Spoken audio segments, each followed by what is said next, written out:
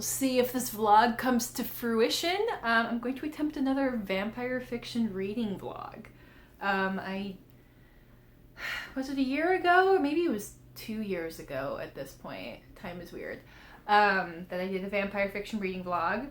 And in that vlog, I started 2 series that I did not continue. One of them was not finished, to be fair. But we're gonna make another valiant attempt and continue on with the series. So first off, I just finished rereading The Beautiful by Renee Ahdieh. So this is a young adult historical fantasy novel that takes place in New Orleans, and it's about a young woman named, you think I'd remember because I literally just finished this 5 minutes ago, Celine. She has fled to New Orleans to escape a scandalous past, and she's going to work at a convent while she is trying to... The idea is the women come and stay at the convent and do work for them while they search for a husband. Because at this time, what is this, 1872. I mean, what else is a young woman with no family on this side of the ocean going to do? So she catches the eye of a young man who is part of the Cour de Lion, the Court of the Lion, which is a not really like a gang or a mafia, maybe kind of mafia, but it's revealed that they are a collection of somewhat supernatural people who also have influence over the city. So she catches the eye of one of them, and there's also a string of murders happening that then end up revolving around these 2 people. So there, of course, there's like this slow burn romance, because the way she first meets him, it's kind of like they don't like each other at first, but then it's like, oh, we are a match of wits. So they're not quite enemies, but there's like a poor first impressions, slowish burn to realizing that they're actually very well matched for each other, but due to circumstances, it's hard to envision a future with them together. Plus, violent and uncomfortable things happening in the world. There's a lot in here about Celine as a young woman railing against the limitations put on her as a young woman. It kind of reminded me a lot of Great and Terrible Beauty in that way, and also in the sense of it kind of takes a minute for the paranormal to really kind of come front and center. So on rereading, the pink tags are new things I tagged in addition to the yellow. This tag is at the 50% mark. We suddenly get the love interest point of view, which I thought is a little bit weird. A little bit weird that like we go half the book before we get his perspective. And there's also like alternating vignettes from the mind of the murderer or the person orchestrating the murderers. Anyway, I just reread this. It is the author acknowledges that like Interview with the Vampire was a huge influence on her idea for this work, and you can definitely tell it's very moody, seductive, very, very much a romantic idea of the paranormal. I also love that Celine is a modiste. She is a dressmaker. I love how prominent her handicraft is. I really love how prominent her handicraft is featured in this. I'm building a running list of books that feature crafts, in particular textile arts, and this is one of the books that I would put on there, because there's a lot of discussion about not just like the fashion, but also like the creation of the fashion and all the like various parts that go into it. So that's pretty cool. So reread that. I'm about to start reading book 2, The Damned. Also, I love that the naked hardcovers have different colors. I didn't realize that before. So book 2 is The Damned, book 3 is The Righteous, and then book 4, The Ruined, which has my favorite cover of all of these. That one comes out on December 5th. Please excuse the very loud alarm from the dryer. Actually, I need to go open the door or it will buzz every 5 minutes. Next on this pile is Demon in My View by Amelia Atwater Rhodes. This is going to be another reread for me, but it's been like 10 years since I read it. In the other vlog, I read the first book in the series, In the Forest of the Night. It's a very moody, modern gothic take on vampires. Love it. But it's been long enough that I don't remember, apart from the first one that I reread, I don't remember what happens in each of them distinctly. So we'll get to this one. And then this is a new one I picked up. I went, what was it? Half Price Books was having a Labor Day sale, so this is one of the books I picked up. This is Soulless, a Parasol Protectorate novel, a novel of vampires, werewolves, and parasols. So we got 2 historical fiction series and one set in, well, I guess this was like modern at the time. This is the 90s, so now it's, 20 years, 20 plus years old now. That feels weird to say. So this is a series I haven't heard too much about, but it seems to have fairly good ratings. This summary says, first, she has no soul. Second, she's a spinster whose father is both Italian and dead. Third, she was rudely attacked by a vampire, breaking all standards of social etiquette. Where to go from there? From bad to worse, apparently, for Alexia accidentally kills the vampire, and then the appalling Lord Macon, loud, messy, gorgeous, and werewolf, is sent by Queen Victoria to investigate. With unexpected vampires appearing and expected vampires disappearing, everyone seems to believe Alexia is responsible. Can she figure out what actually happened to London's high society? Will her soulless ability to negate supernatural powers prove useful or just plain embarrassing? Finally, who is the real enemy, and do they have treacle tart? I expect it's going to be fun.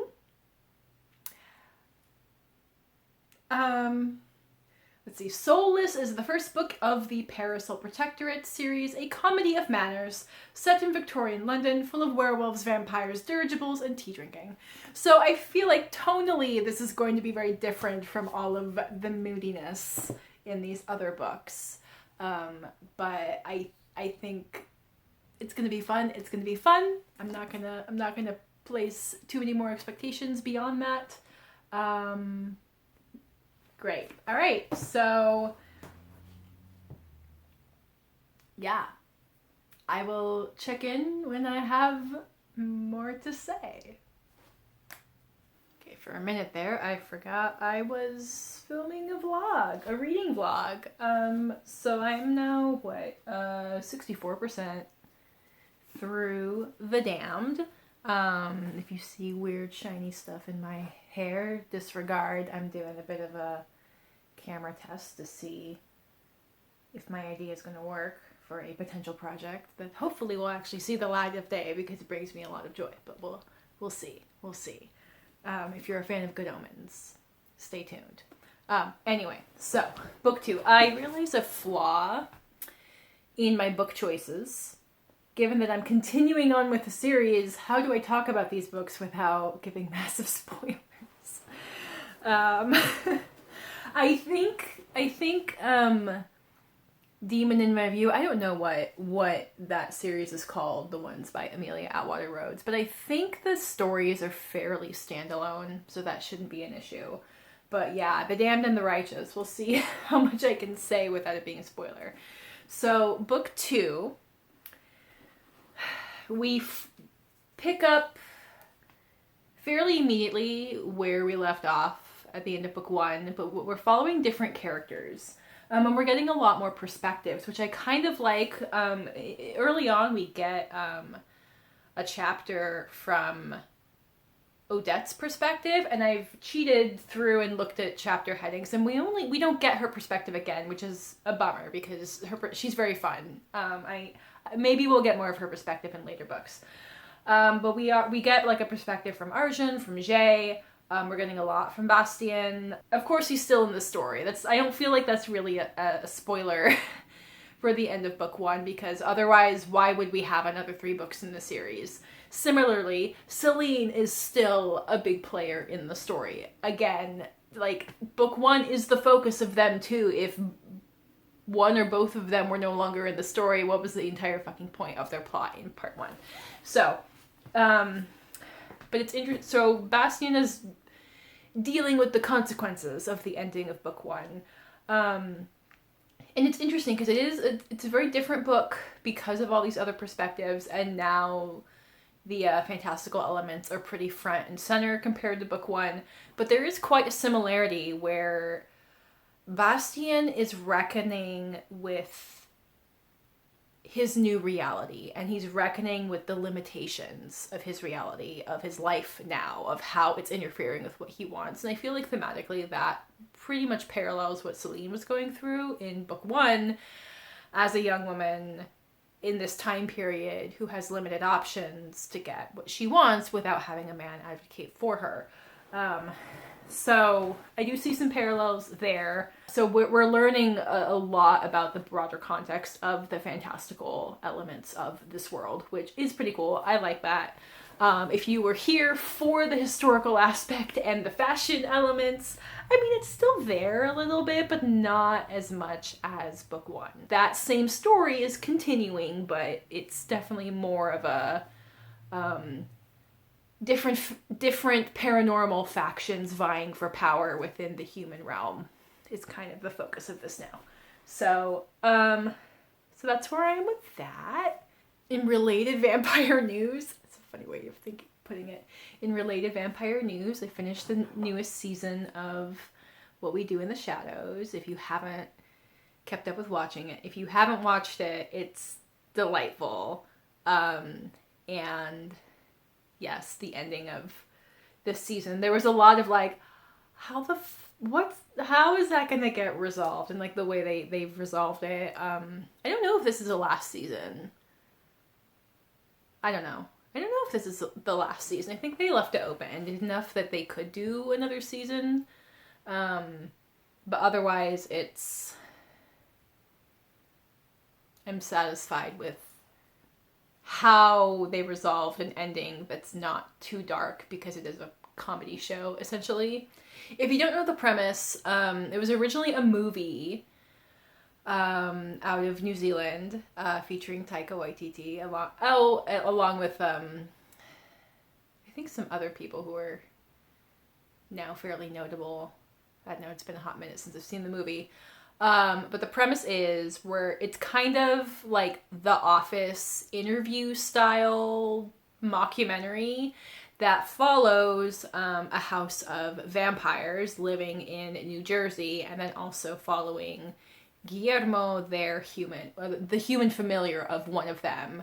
And he desperately, really, really wants to become a vampire. That's his whole point of being a familiar, so that one day he becomes a vampire. And hijinks ensue. Anyway, okay. It's been a couple days. It might have been a week. I don't know. I don't remember the last time I filmed something. Finished The Damned. Still interesting. We learn more about the world beyond just the Court of the Lions that we get in the first book. We learn about, so I was talking about how it's mostly focused on like Sebastian's perspective, and then we get like interspersed perspectives of other characters. Celine does come back into the picture. We definitely learn that there's more supernatural beings out there beyond the werewolves and the vampires, and we learn about Celine's mother. That's all I'm gonna say to not really spoil things.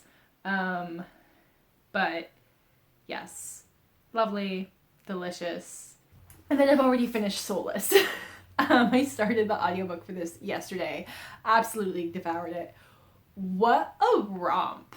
What a fun find.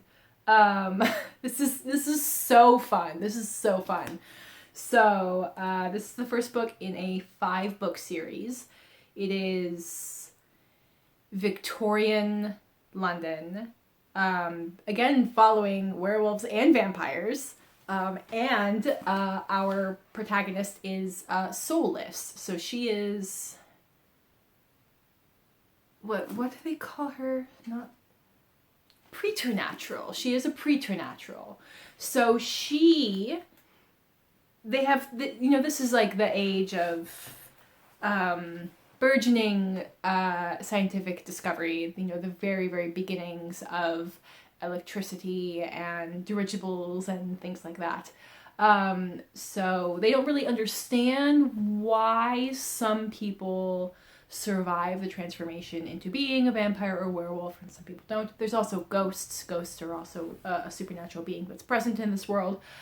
They don't really understand, I'm warm, so doing this, why some humans survive the change and others don't.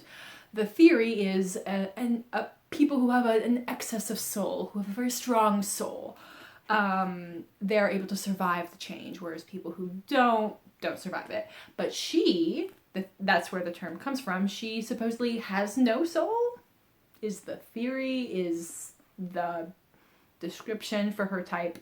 So if she comes in physical contact with a vampire or a werewolf, she neutralizes them. She basically reverts them back to human form as long as she is in contact with them. This includes, like, if she is touching a vampire, they can go out in sunlight. If a werewolf is in full transformation mode, as soon as they come in contact with her, they come back to human form.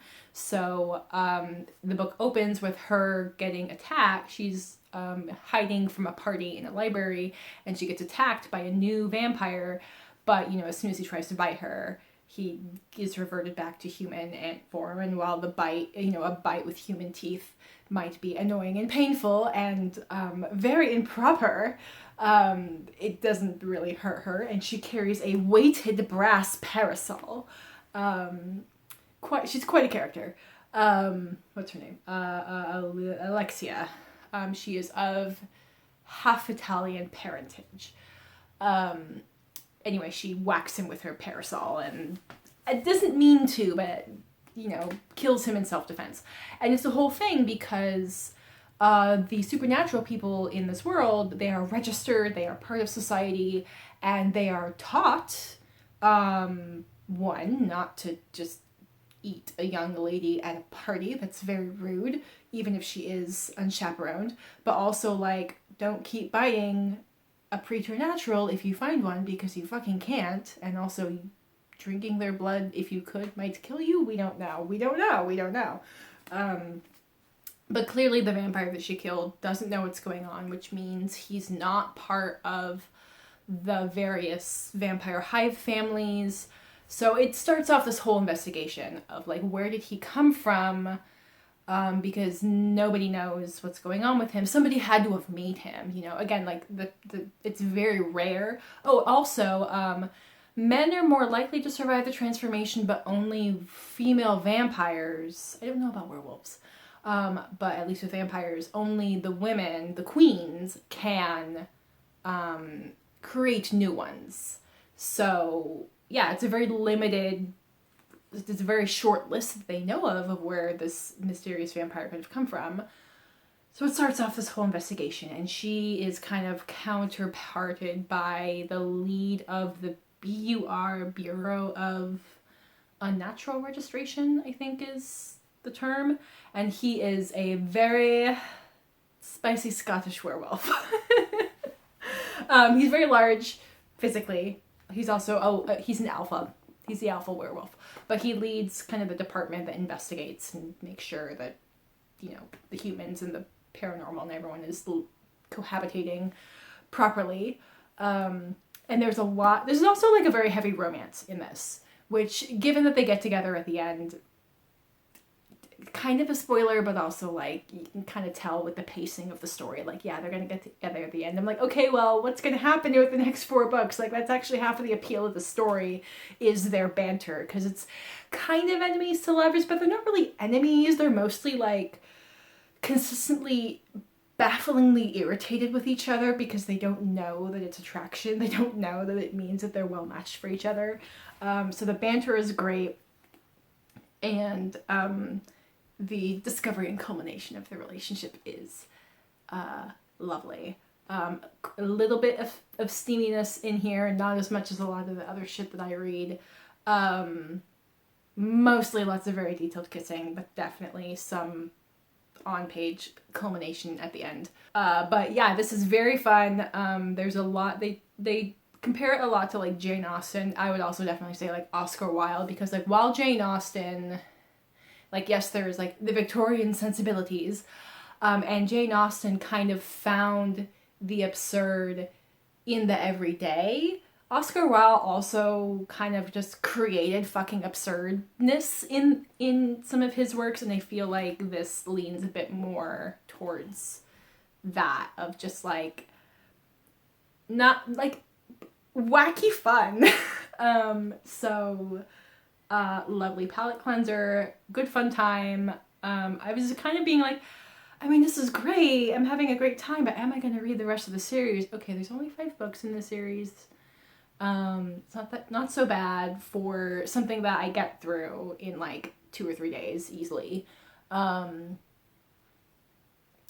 you know, like the thing with the octopuses and the evil society that they discover, there's a thing with octopuses, we don't learn what that is yet. And I'm like, where's this gonna go? Where's this gonna go? So I will likely, you know, delve more into this world. Also, at least like the first 3 books have graphic novel adaptations. Here's like the advertisement of this author's other work in the back cover. But yeah, it looks like the first 3 books have graphic novel adaptations, which is, I'm intrigued. Okay, that's what I got for the update. Though, in case you don't follow me on Instagram, I'm slowly doing decor in the library room. So I put up these shelves. They are IKEA spice racks, but they work very well for bookshelves.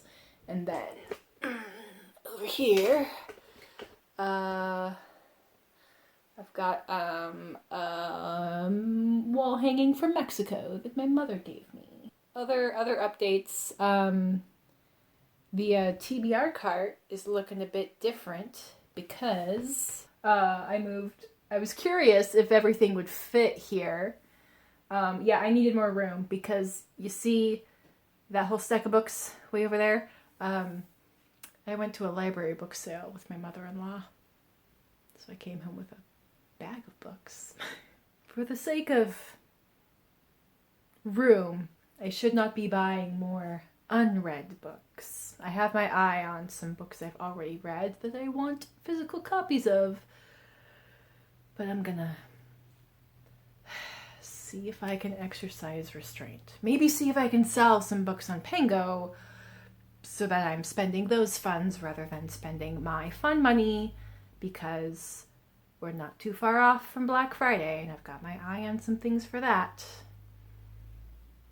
Isn't being an adult fun? Anyway, okay. I'll check back in when I have more vampire goodness to talk to you about. Alright. Do we look alive? Barely. I ask that because I don't remember how long it's been since my last vlog update, but had an exciting weekend. I had an appendectomy, so I had abdominal surgery to remove my appendix. So now I'm home for at least a week. I'm doing good. Everything went textbook well as soon as they figured out what was going on. Haven't received the bill yet, so we'll see how that goes. But yeah. Apart from being afraid to cough or sneeze or laugh, everything else is good. You know, it's can be expected, and I have lots of time to read. So this morning, I started and finished Demon in My View by Amelia Atwater Rhodes. This is 170 some pages, very short. I think the series is called Den of Shadows, and I own 4 of them. And it is a series with interconnected characters, but I think you can read them as standalones. So this one follows mostly a young woman in high school who she's kind of a social outcast. Everyone just kind of gets a weird vibe from her, and she's just whatever. She's prickly. She's accepted that she's a weirdo and doesn't really know why and doesn't care. She has recently published 1 book and has submitted the manuscript of another book that written under a pen name. And it turns out that the books are true histories of some of the vampires and witches in this world. And with that publication, she revealed the town of New Mayhem, where kind of the vampires of this region have a stronghold, and it led some vampire hunters to find them. And some of the stories are also just plain embarrassing because, like, she details that, hey, this particularly strong vampire lost this particular fight. There's a lot of bruised egos going along. We're gonna see if I get less out of breath, if I can lean back. So with that, 1 family of witches, am I like out of focus now? Whatever. Minimal caring right now. So 1 clan of witches is trying to get into her life and figure out, like, how do you know these things, and also, hey, you're in danger. And then a vampire from one of her stories also makes contact. And things ensue from there. Kind of the main plot arc is her realizing why she has this knowledge.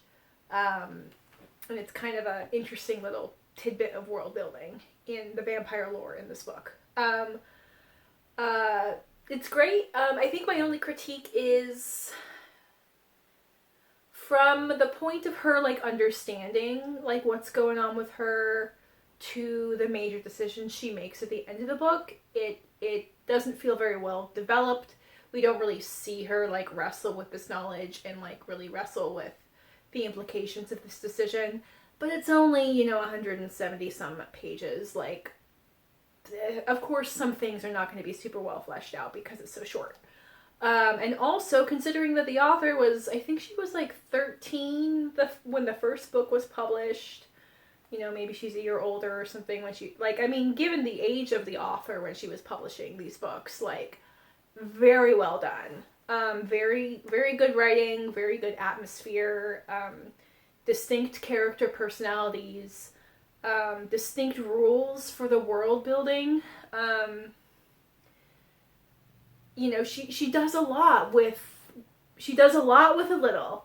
Also, here's the author photo on the back. Very, very, like, 90s vampire.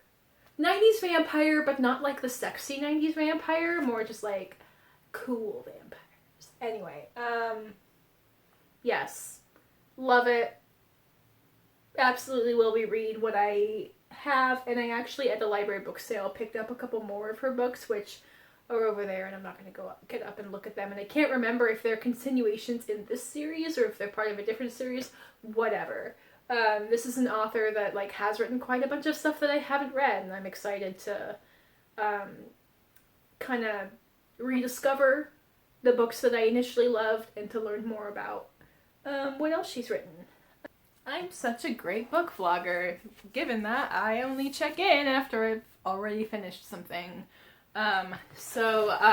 This is The Righteous by Renee Ahdieh. This is the 3rd book in the beautiful quartet. I listened to it in 2 days. Now I have to figure out how to talk about it without being too spoilery.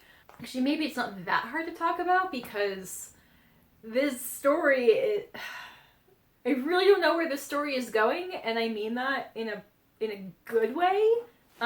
In the sense of, like, I'm enjoying it. The plot of what's happening in this book is so different than the first book, and, like, the themes that are being explored, and even, like, the framing of it, because, like, the framing of the first book is kind of like a serial killer murder mystery overhanging everything, and we get interspersed perspectives from the killer or like the person orchestrating the killings, and we're all kind of, you know, within the world of with Celine and Bastien and the Court of Lions. We're kind of seeing how all of these things are interconnected in the first book. None of that's happening here. So first half of the book, we are following her friend Pippa and Arjun, who is the solicitor friend of Bastien. There's other things going on with both of them that have to be kind of vague about. But basically Pippa has a much more interesting backstory than is described in book. Okay, also book one, very, very heavy on it's pretty much like the unknown killer's perspective, and then like Celine and Bastien, and like that's it. And in book two we start to get more people's perspective, and we have fewer perspectives in this, but it's still like, okay, now we're getting new perspectives, and suddenly we're getting like new backstories, and it doesn't feel retconned. Am I using that word correctly? It doesn't feel like the bones were not there from the beginning. It's just that now that we are in the heads of different characters, we get new interpretations of what was going on, which is interesting. Definitely getting a lot more information about the Fae world and the history between the Fae world and their split from including the vampires and the werewolves in this world. We do eventually get perspectives from Celine and Bastien again. It's funny because I felt like, okay, yeah, book two, we're kind of exploring. It was like, okay, book two, The Damned, was like setup of what is the paranormal scope in the world, and this feels like setup for, and now what is the conflict in the paranormal scope of the world. And I still enjoy it. I'm a little nervous for the fourth book because in the author's note, she acknowledges that like this book was a struggle to write because she was writing it as a new mom. She was writing it during the pandemic. So like I don't want to like fearmonger that the author doesn't fucking know what she's doing with the story, because I'm going, you know, I assume she's got like, there's a difference between kind of knowing where the story is going and actually writing it into a coherent published thing. Like that is a wide spectrum of what's going on. Anyway, so I just want to emphasize, like, I do still really enjoy it. I really enjoy the audio narration. I don't think I've mentioned, oh, I forget her name. I will put it on the screen. But the audiobook narrator is the same narrator who does Sawkill Girls. She was a fantastic narrator for that, and she's very, very good in this narration too. She's very good at like moody, atmospheric, kind of haunting environments in books. I say, having only listened to her narrate Sawkill Girls and this series, because that makes me an expert, right? Yeah, I'm excited for the fourth book, and I'm also like, what the fuck? Because also this book was very much like heavily exploring an evolving relationship, and then suddenly we start getting hit hard and heavy with all of these political machinations that have been going on the whole time. So I do feel like in terms of there is some, it's not like pacing unbalance, it's more like plot building unbalance. Like you know, if you're here for the world, you're going to spend a lot of time in romance and relationship land before you get to other world building. And if you're here for the romance, that's really going to get going. And then suddenly we're going to kind of change tacks and be focused on something else. Like it doesn't, yeah, I just feel like in balance and like overall development, it's a little bit uneven. I mean, overall, I'm still, again, emphasize, I'm still really enjoying this as a whole. I really enjoy the writing. I enjoy the characters. Okay, my one gripe. There is a reveal of who a character actually is at the end, and I have no fucking idea who he is. He says, like, he reveals his real name and who his parents are, and I'm like, did I just miss when we name dropped those people before? Wait, I should probably just Google it to be like, are you based on, like, real historical figures? Because it's supposed, I can tell, like, it's supposed to be this big reveal, and I'm like, who are you? It is very, very possible that this was a discussion earlier in the book that I just kind of, like, happened to tune out for that paragraph, because that is very possible. Anyway, so excited for book 4. It doesn't come out till December, so that's not part of this vlog. I have now read all of the books in my project. Yay! So I should start editing this chaotic reading project and put it out while it's still spooky season. I mean, every day is spooky season if you try hard enough, but you know, algorithm. It's funny, like, last year I made a, like, thrifted Halloween costume thing where I dressed up as a goth hobbit, and yeah, as soon as we hit November 1st, like, that video stopped getting views, and it started getting some views again, which I'm pleased about. That video was very much a diversion from my usual content, I say as someone who has barely uploaded anything this year. But anyway, I hope the people who find that video have a fun time. Okay, enough rambling. This is not a video journal. This is a reading vlog. End it, honey. Okay, I hope you have a good rest of your day. I hope you go out into the world and be curious. I encourage you to go out into the world and be curious. And I will catch you folks in my next video. Bye! I totally missed some details in that outro. I do not care. Do not care.